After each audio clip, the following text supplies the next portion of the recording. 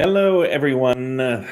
Good to see you all out there. Oh, 50 people already. Hello, welcome along to our live stream. How are you this afternoon? I hope we can answer some of your research methods questions.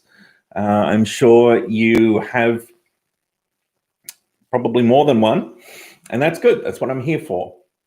In fact, I'll start by just pointing out that I also do understand that you've just come through the behavioral neuroscience component of the subject, and you may not be ready to ask questions about research methods yet. Maybe you haven't really had time to start revision or study and thinking about those areas of the course. So with that in mind, this won't be the last time that we do a research methods live stream. I will do another one next week. And look, we've got a while until the exam, don't we? Of course, I'll be checking in every week in the lead up to the exam. So this won't be your last time or last opportunity to ask questions. That's what I'm trying to say. So hi, say hi in the chat channel if you would like to ask a question or say hi to your fellow students. I, of course, have asked people to submit questions via the discussion board as well. So I'm about to get into the discussion board there. Hi, Tishnetta. Hi, Timothy. Good to see you out there. Hi, Nura. Hi, Daniela. Good to see you. Thank you all for tuning in. I hope this is going to be a really helpful session for you all. Research methods is something that people don't necessarily think about when they come to study psychology, but it's something that is just a staple of psychological practice. And in terms of assessment, diagnosis, and therapy, and of course a staple of research, right? And I can absolutely say that I have spent pretty much all of my day working with psychological research methods and the things that you've been learning about. In fact, in the last hour, I've been manually calculating things like interquartile range and standard deviation, and doing that in my head and working with some raw data rather than using some sorts of something like SPSS. I still use SPSS, and of course that's where you're all starting, but in the future you'll learn how to use other tools as well. But I suppose it's good to know that we use this information all the time, all these really fundamental considerations around distributions of data. We certainly use them in the practice of psychological research all the time. I'm not sure what that emoji is, Timothy, but I like it. Thank you very much for sharing. Is it a waving emoji? Is that what it is? Snowy Emu. Hello, it is good to see you there. Oh, you've come to do another, oh, you've got another tutorial. Okay, so you'll be off to do that. No problem. It's good to see you, Snowy Emu. For those of you who don't know, Snowy Emu wins the Channel Veteran Award. I think it's almost probably a year's worth of servitude on the channel and the discussion board by now, Snowy.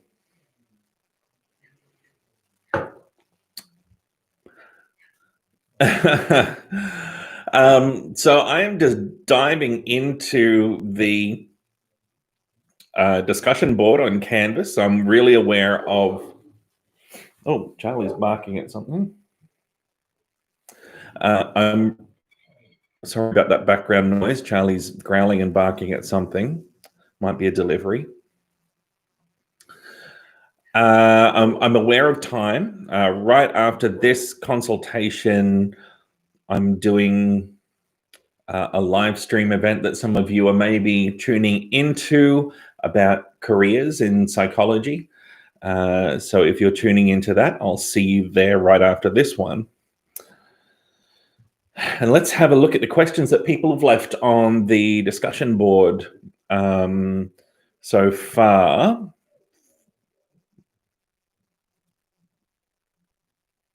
For this stream.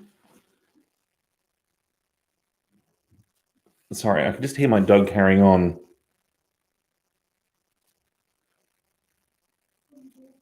I think we're all under control. Okay, good. My partner's got it under control. So let's have a look at these questions. Sorry, it was a Charlie-related distraction. Quian, yes, that's right. The 4 p.m. alumni meeting. That's I'm going to be in that. Yes. Okay. So first question here from Stephanie. I've already answered it on the LMS, but on Canvas, and I'll answer it again here. Stephanie asked if the exam questions for research methods will be similar to those in which I have asked in the module feedback quizzes. And those feedback quizzes that let you know how you've gone with your understanding of each module. And yes, not only are those questions intended to give you timely feedback on how you're going, but they also are intended to model the type of questions that will be on the exam. So yes, those questions that are in the research methods module practice quizzes, they are very representative of what you can expect on the exam. Scout here asks, morning, Chris, just wondering if we have to make calculations in the exam, and if so, do we need a scientific calculator? Hi, Scout. I am pleased to report that you do not need to make calculations in the exam. You don't need a calculator. This is a stress-free exam experience for stats phobes and math phobes out there. I hope that makes everybody happy. Shirui asks,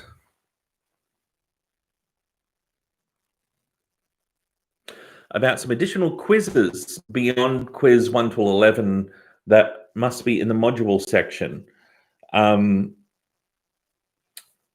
So no, Shirui, you don't need to worry about those things. They're nothing. They're just clearly an artifact of previous development on the Canvas site that I've not picked up and are there. So I'll get rid of those and tidy them up. You don't need to worry about them. They're irrelevant. Just do those quizzes that you find in each module. Arjun, asks about the research methods exam question structure. Meredith noted that when learning and cognition questions will involve about 5 questions coming from each lecture. Okay, I'm with you now. So in other words, Arjun is asking here if the questions comprising the 30 research methods questions in the exam will be roughly evenly spread across the 12 modules, and that's right. They'll be roughly evenly spread. Gabrielle, oh, looks like we've got some more technical questions. Excellent. So Gabrielle has 2 questions. Thank you for asking your questions, Gabrielle. Firstly, for positively and negatively skewed distributions, why does the mean fall to the right and the left side of the peak value respectively? Can you explain what skewed data shows? The reason that the mean will fall to the right of it depends on the distribution, but what's happening, Gabrielle, that you've picked up on, where the mean is appearing sort of further towards the tail of the distribution than you would expect it to be if it's going to be a typical or representative score that's tapping central tendency, that concept of what's most typical, what's most central, what's expected in the distribution, is the extreme scores in the tail are dragging the mean out of its representative position. Because a mean operates on the sum of scores in a sample, and therefore is impacted by the magnitude of each individual score on the sample. If there are one or two or a handful of scores that are extreme in magnitude, they're going to throw things off kilter. So if you had, for example,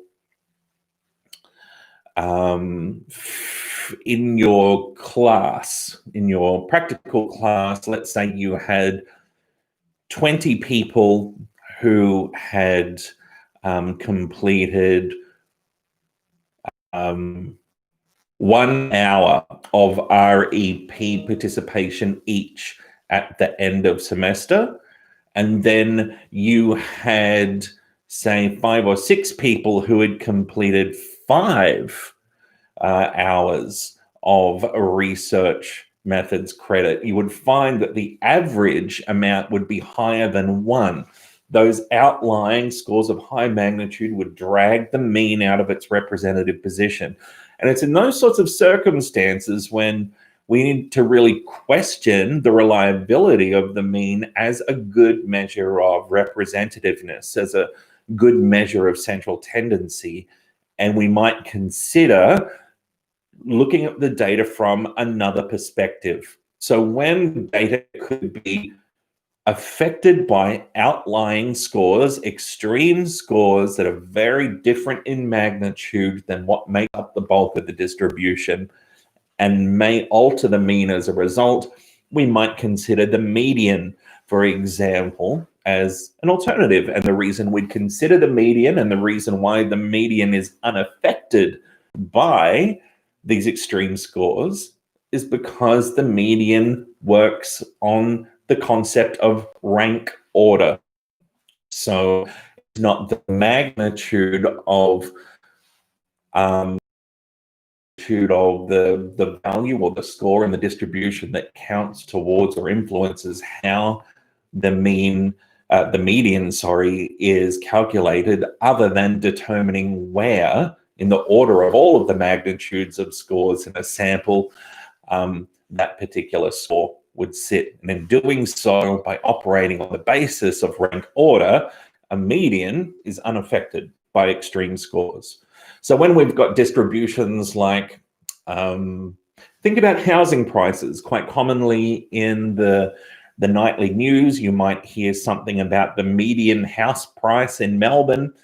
The reason that you will hear median being used is because a few outlying scores, which might be, multi-million dollar homes, would would influence the data, drag the mean up to give a misleadingly high value that could be misconstrued as being what's most representative of the typical housing price in Melbourne, when a median, because it works on ranks, is much more reliable in those circumstances when we've got skew.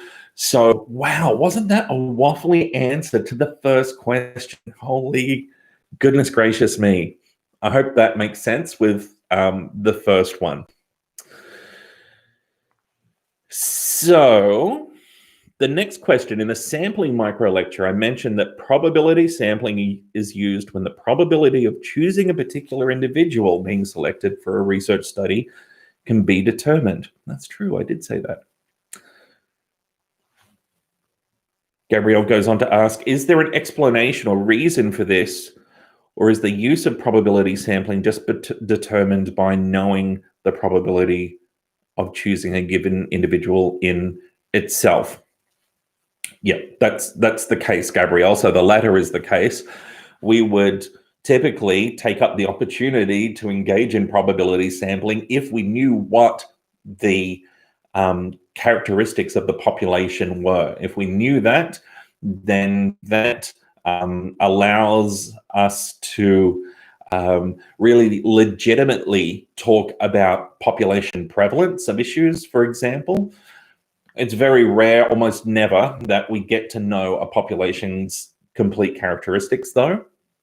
And so as a result, it's very rare that you see population-based sampling in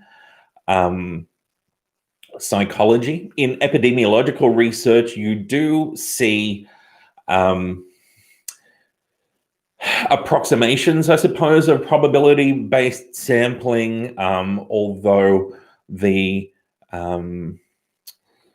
I suppose there's, in my opinion, it's very rare that we actually have the precise full population characteristics for any particular population, any particular group, but it is the theoretical ideal. But when we can't know those population characteristics, when we do have to rely on non-probability sampling, then we need to use those measures that I talked about in the module to try and control for the types of sampling error and biases that will occur and might influence our sample and our research such that it is more or less representative of the population from which the sample has come. Sirinja asks, are recommended reading for each module going to be examined, or is it just to help understand? I mean, they'll be examined to the point in which I've also touched on the concepts in the module lecture itself and in the practical classes, and there's a lot of overlap there. So you could think of it as vicarious examination, but there won't be anything in the readings that will be examined that I haven't also touched on in a module or a practical class. They'll just help you understand more. So that appears to be all of the questions in this thread on Canvas. Let me come back to the chat and see how we're going. Have I scared everybody away from research methods yet? You hope to see more research methods questions on Peerwise. Yes, well, Peerwise is really for you all to collaborate on. So what I'm hoping is that as we move towards the exam over the next month, that people are going to start generating practice questions for research methods on Peerwise. There's no better way to learn than to try and teach it or to try and assess a thing that you're trying to learn. So in fact, you know, you're all struggling methods and all of the content that you're learning in your psychology undergraduate degree right now, trying to remember it all.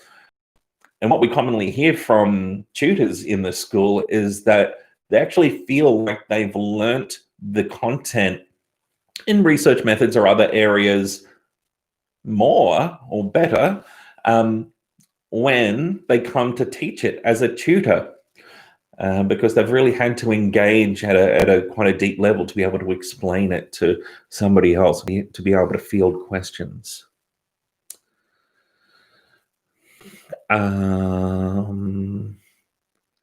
Oh, it could be flipping the bird. There you go. Oh, well, I'll have to hang on to that one, Tim. It's good. So Nura, I've just addressed your question. Jennifer asks, is there a recommended reading for Module 11? I can't remember what Module 11 is off the top of my head. What was that? What is Module 11? Who can remind me about what Module 11 is? Let's have a look here. There should be a recommended reading there somewhere.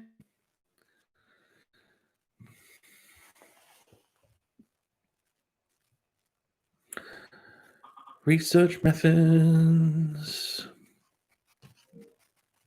Now, sorry about all the notifications you can hear pinging in the background.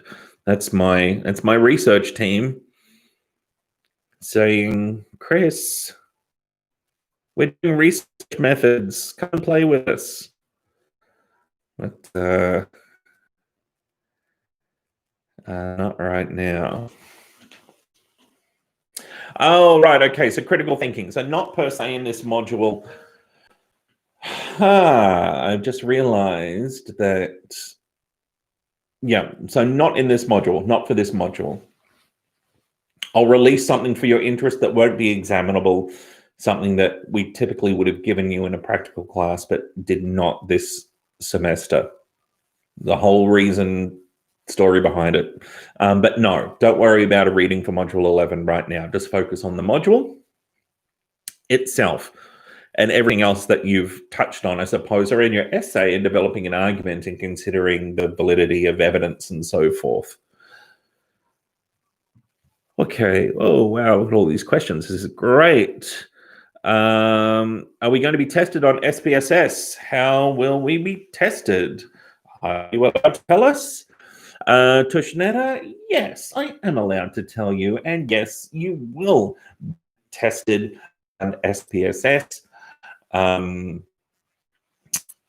It's going to be very simple. I'm going to present you with some SPSS output, and I'm going to ask you a question or two, or maybe more than two, about that output. You'll need to therefore know how to interpret output from SPSS as per the practical class activities to be able to answer those questions. So I might present you with a figure, I might present you with a table. I'm going to ask you something about that output. That's what the type of questions coming from SPSS will be about.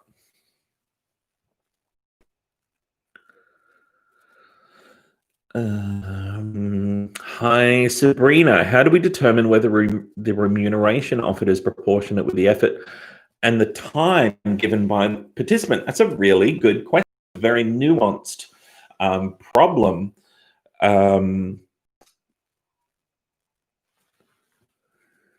Sabrina, very nuanced problems. So, for example, a lot of my research is in the area of more severe and complex mental health issues. And I've got a number of different types of projects in that area that I run over time. And some of the things that will factor into our consideration of what's appropriate as a payment is, firstly, what's recommended by the national governing bodies. So the National Health and Medical Research Council, for example, have they provided any guidelines? My major research project that I'm running at the moment, the National Stigma Report Card, we've just finished our first survey of about 2,000 Australians who live with complex mental health issues like schizophrenia and bipolar disorder and disorders and PTSD, OCD, quite a range of different experiences. And we were guided by national guidelines. We were guided by consumer advocacy groups. We actually held a working party consultation to answer this very question. So it was not as simple as just pick a figure. We had workshops and consultations about this and consulted with people with lived experience and had to balance that up with the demands of participation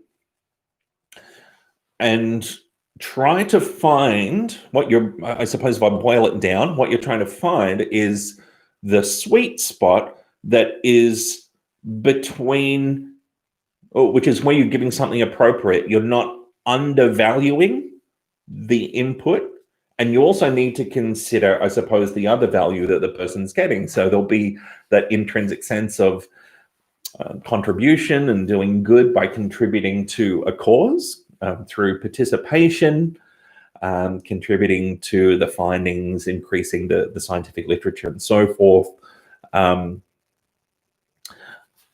For so many of the people that I work with, just the act of participation is rewarding in itself. Unfortunately, many of the people I work with are very socially isolated, and just being able to interact with me for an hour, for example, is incredibly rewarding.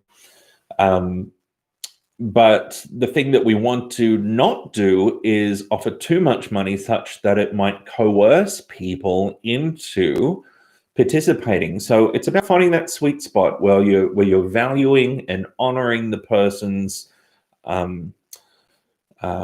input and their effort, and maybe time and travel as well. That's another factor to think about. Appropriately, and yet not swaying a decision to participate or not, I suppose, as a result of that payment. Very complex in clinical research, perhaps a little bit more straightforward in other areas.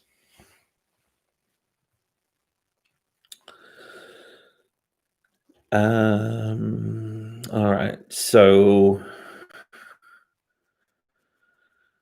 where am I up to with the chat here? So that was Sabrina.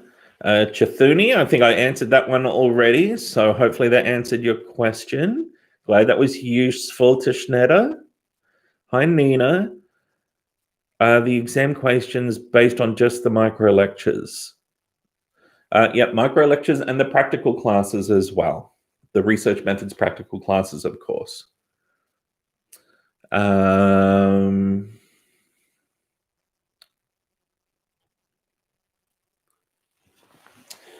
So they're in a Saranjana, they are in a textbook. There's lots of discussion online about this. You could find any previous version of the textbook would be fine.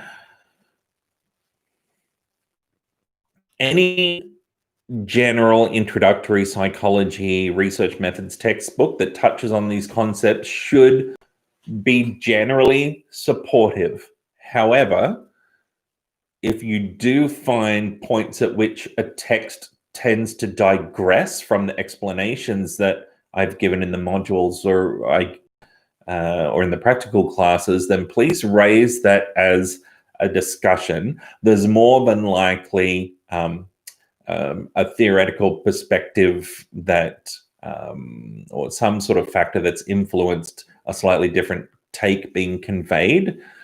And there are different takes on stats, on even the most simple things. We talked about medians and interquartile range before. Calculating a quartile. Wouldn't believe how many different ways there are to calculate a quartile. And the way in which you'd go about doing that would differ according to context and what your sample's doing, what your intentions are, what your methods are. So certainly read around, but for the purposes of examination, go by, of course, what we've said in this subject.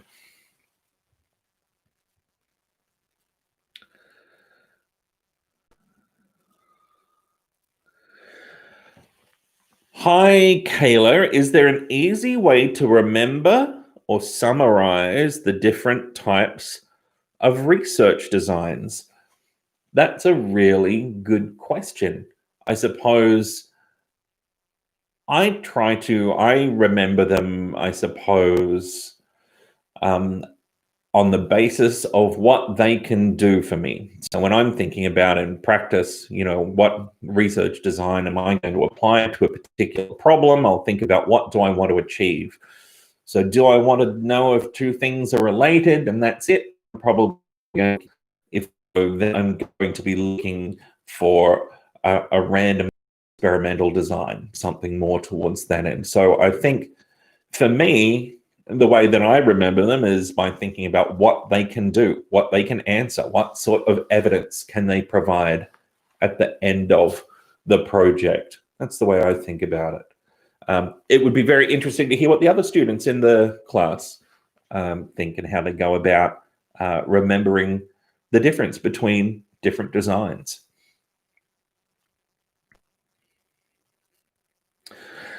Joshua, I've already done the SPSS thing, so have a listen back to the start of the stream, and you'll hear that we've addressed that one already.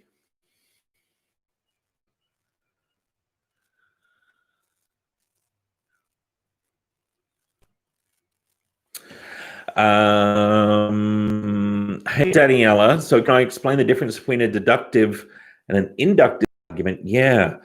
So with a deductive argument, we're generally moving from broad principles and theorizing a specific and an absolute observation that must occur if our argument is to hold, if it's to be logically true. The area in which you see this in psychological practice is really in the generation of a hypothesis. So we might have a particular, if you think back to those early modules where I was talking about constructs and theories and hypotheses, the process of considering a broad theoretical approach and then considering what type of measurable observation will hold if that broad theoretical approach is true, the case, what observation could we make that would support that broad theory? That's a deductive process. The opposite would be true for an inductive process. With inductive reasoning, we're making, I suppose, generalizations based on specific observations. And this generally comes later in the research process when we're interpreting findings, when we're interpreting our research data and thinking about whether or not, for example, it might extend to the broader population that we are interested in. And that's where the importance of really rigorous things like measurement and sampling methods and so forth come into play to give us, I suppose, more confidence in making those inferences, making those types of inductive arguments where we're making a generalized conclusion based on the very precise research data observations that we've collected.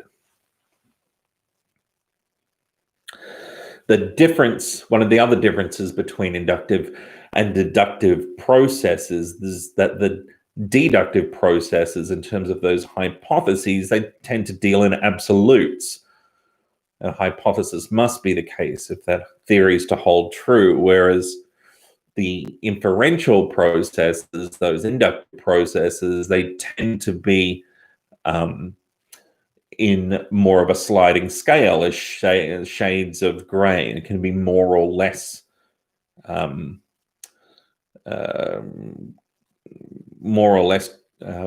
what's the term I'm looking for? We can have relatively more or less support or not.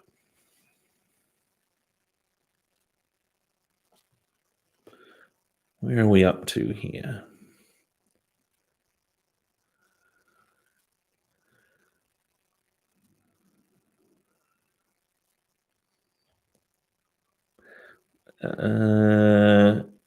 Okay, yep, we've done the SPSS. Is there an easy way to,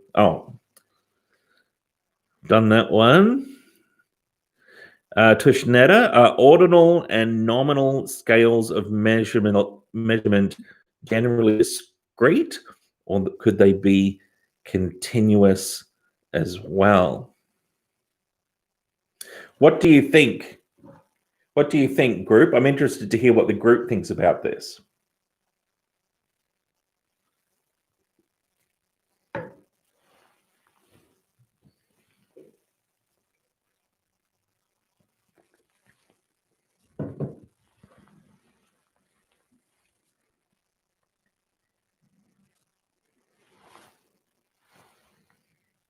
Belinda says discrete. Okay, we've got one for the discrete column. I like the way you work, Belinda. Yeah, I like it. Good.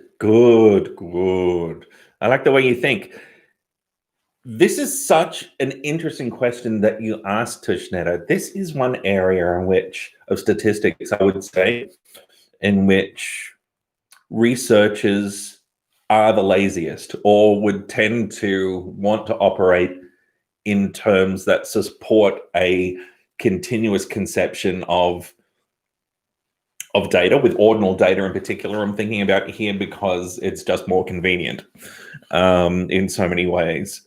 Yeah, I think you're all doing very well there. Oh, proud papa. Well done. Okay, what other questions have we got?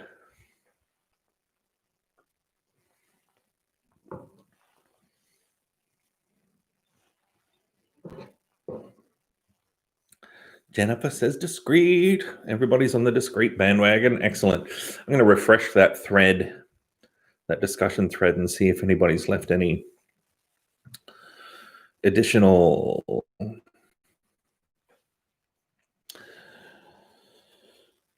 information there. Any additional questions there? So, of course, we're going to do some research methods in mind, brain, and behavior too as well. But I think you're going to really enjoy it. We're certainly going to extend what we've done already. And you will get to do some real research. We are running a real research project in mind, brain, and behavior too. And you will get to act as both a participant and as a researcher in it. And it's very cool. I think it's very interesting. I'm going to keep it as a surprise in terms of exactly what it is, but you're going to have a ball with it. Okay, so Joshua on the discussion board thread asked, what can we expect on the SPSS questions? Very good question. We've already discussed that at the start. Okay, here's a good question. Jessica asks, for those of us with alternative exam arrangements, how's that going to be handled? You don't need to worry about that, Jessica. I've got it all under control. So obviously everything's different this semester, right, with the exam. And I'm building it in Canvas with the Mind, Brain, and Behavior 1 team, a small group of us, all very tightly controlled. And of course, the exam questions are very sensitive. We've got to keep them tightly locked down in terms of security. We're working together to build the exam right now. Firstly, we're going to build you a practice exam. So it won't be 120 questions. It will just be a handful of questions, but I'm doing this so that you actually get to have the experience of going through the exam quiz so it's going to be just like a Canvas quiz, like any other Canvas quiz, just bigger, essentially, I suppose. But you'll get to go through the experience and have a dry run so that we can calm those nerves. You can test out the tech. Everything can be sorted before the day that you choose to do the exam. For those of you who have alternative exam arrangements, I'm going into your individual sections of the exam in Canvas, and I'm adjusting your time limits accordingly. So if you've been awarded additional time as part of an academic adjustment plan, don't worry, it's all under control. I'm doing that firsthand. And Jessica also asked about normal distributions. I've seen normal distributions with positive and negative skews, with the median both at the top of the peak or the mode at the top. Which one is it? I don't know what you're asking me here, Jessica. So with a normal distribution, I think what you're asking, a normal distribution is perfectly symmetrical. There's a peak at the top. The majority of observations are in the middle, and the observations reduce in frequency towards the tail of the distribution in a symmetrical fashion. So these are the tails of the distribution rather than skew. When we talk about skew, we're talking about the distribution being slanted one way or another, sort of bunched up at one end or the other. A normal distribution, in a perfectly normal distribution, which by the way we would call the standard normal distribution, and some of you will have heard of Z-scores. We'll talk about Z-scores in second semester. I've been manually calculating Z-scores today and working with the standard normal distribution. This is a normal distribution where the mean, the median, and the mode are all the same. They're all equivalent. So that would be the graphic, I think, that you're looking at there, Jessica. That would be a graphic of the standard normal distribution where those features of tendency are exactly the same.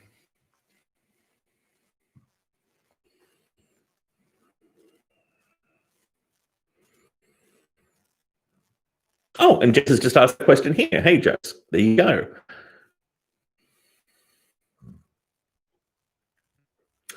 Can I explain the difference between interval and ratio scales? Yes, I can. In fact, who would like to have a go at this in the chat window? Who would like to have a go at explaining the difference between an interval and a ratio scale?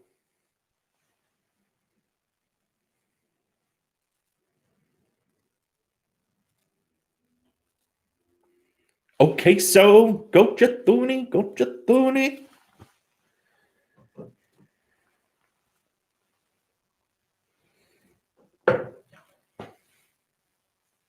Yeah, intervals have no real zero. Yeah, nice. Doesn't mean it's the absence of something if the value is zero. Oh, Chathuni's bringing the interval scale fire. Yes. Nice. Not a real zero. Yeah, well done. Very good. Very good. Numbers are actual values. Yeah, that's right. Excellent. Equal magnitude between points on the scale. No real zero for an interval scale. Way to go, Chathuni. And Natasha. Good job. I like it. You guys can do the next live stream.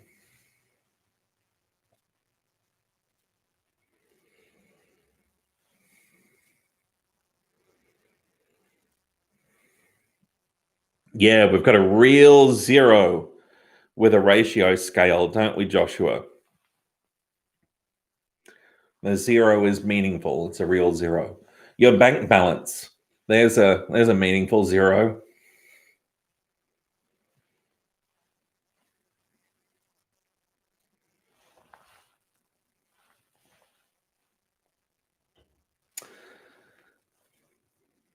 Seeing people have been putting questions back in that discussion thread on Canvas. I'll just do a quick refresh. No, nothing new there. All right. Feel free to hit me with any other questions. Tomorrow's live stream is going to be a little bit different. We will do questions and answers and general sort of Q&A around the exam, but I'm going to try and prime your thoughts a little bit and discuss with you how you could approach the exam, let you know a little bit more about what to expect. What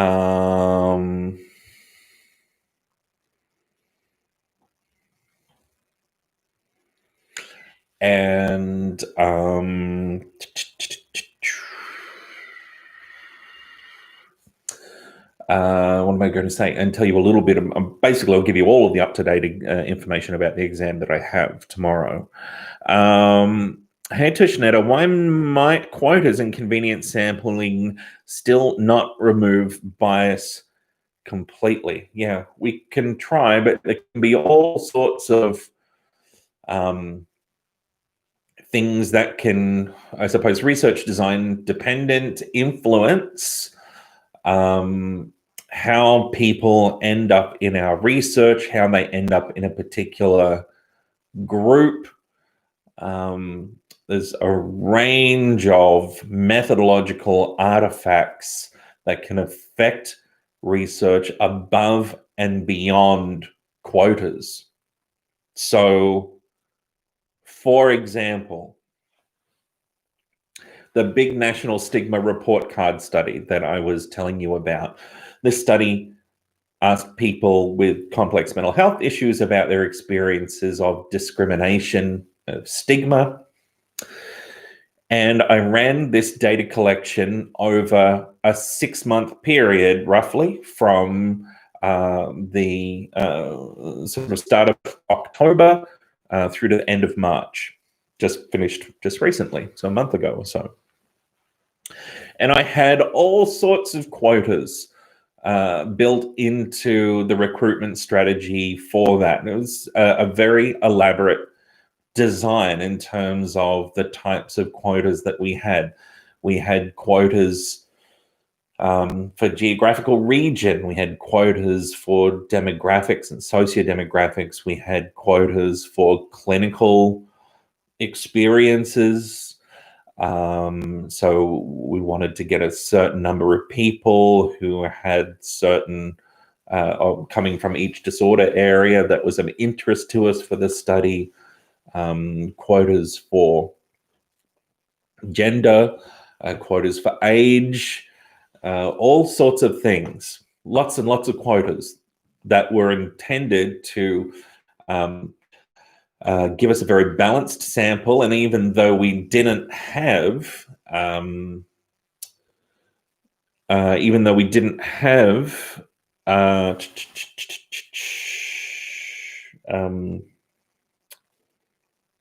oh my God, I've spent all day on Zoom. My mind is honestly fried. I keep forgetting what I'm going to say. I can't remember what I was going to say, but yeah, lots and lots of quotas. The idea was to get, oh, that's right. So even though we didn't know the representative, the actual population characteristics of Australia, we were trying to, based on what we know from census data, come up with a sample that was representative of what the Australian Bureau of Statistics tells us is the makeup of people in Australia who live with these complex mental health conditions. So we did that. No small feat in itself. But there's so many things that could have influenced, I suppose, whether or not people actually made it into the study, whether or not they were in a position to see one of our advertisements. We know for this particular study that even though we reached out to people through non-electronic means as well as electronic means, the sample is certainly tipped towards people who have access to the internet. We did face-to-face data collection, and we worked in collaboration with mental health services on the ground. But for those people who are on the ground and don't have access to the internet and don't access mental health services, I probably have got a disproportionately low group of those people. There's a range of other things that can influence the outcomes. Historical artifacts in the data over time during the period of data collection is something that's very important to analyze, and something I'm looking at the moment. So in the period from October to March this year, look at what happened to Australia and to the world.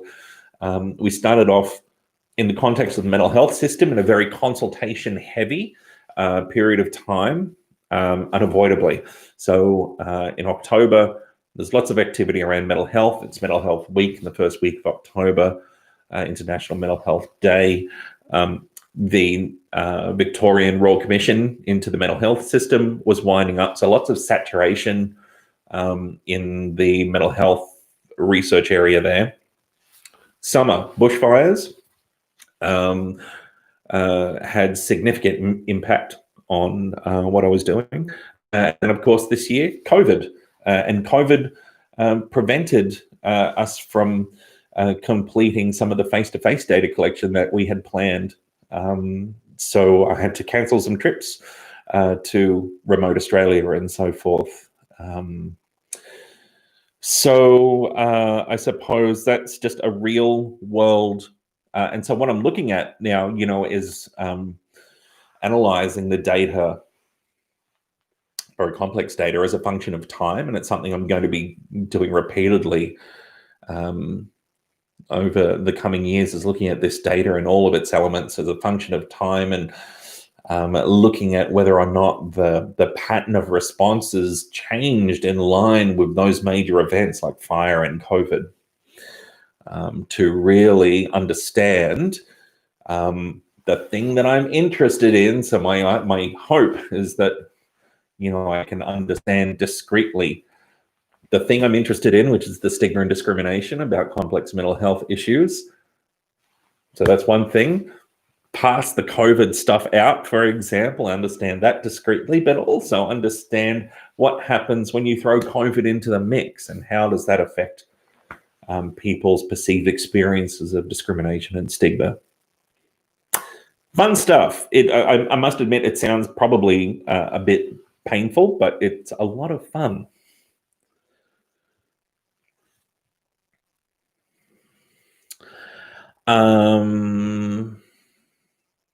Wow. Okay, I've got to start up that thing in 10 minutes, don't I? I've got my next event in 10 minutes. So let's do 4 more minutes to give me 5 minutes of breathing space between my next Zoom, okay? Or my next live stream.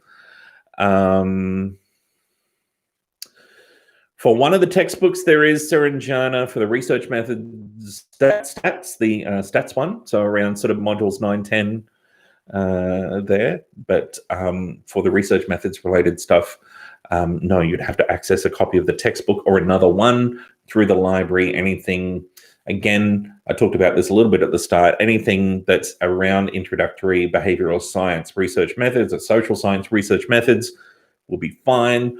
But if you find a point that explains things in a way that's at odds with the way in which I've explained them in the module, please ask me so that I can interpret what that means, what's going on for you there.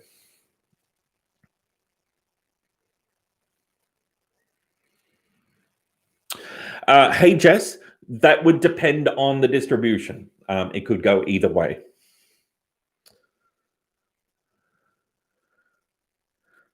Depending on where the most frequent observation is in the distribution, that being the mode, the most frequently observed score.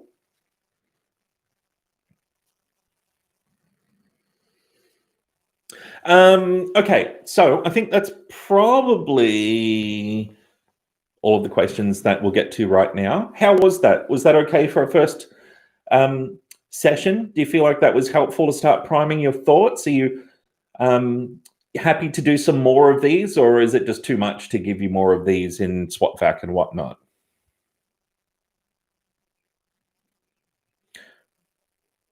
Oh, is that Joshua lagging or is that me? Oh no, there we go. Hey everyone. Okay. Oh, this was good. Okay, good. All right, so we'll keep doing these then, yeah? So we've got tomorrow's exam related stream where I'm going to try and set us up for a smooth and steady journey towards the exam that carries as little stress and worry along with it as possible. We'll do another research methods, then we'll do another one next week, and maybe we'll carry it through every week until the exam. More, please, says Lee. Excellent. Great. Thank you. And thank you all for participating. Obviously, this stream wouldn't work without you and your interaction and your questions. So thank you kindly for all of your really great questions, actually. The questions that people are asking demonstrate to me that you're actually engaging with the material and thinking about it, which is all I can ask. So that's really wonderful. Thank you so much. Tomorrow's live stream. I have no idea. 11 a.m. Is that when it is? Okay, good. Great. All right.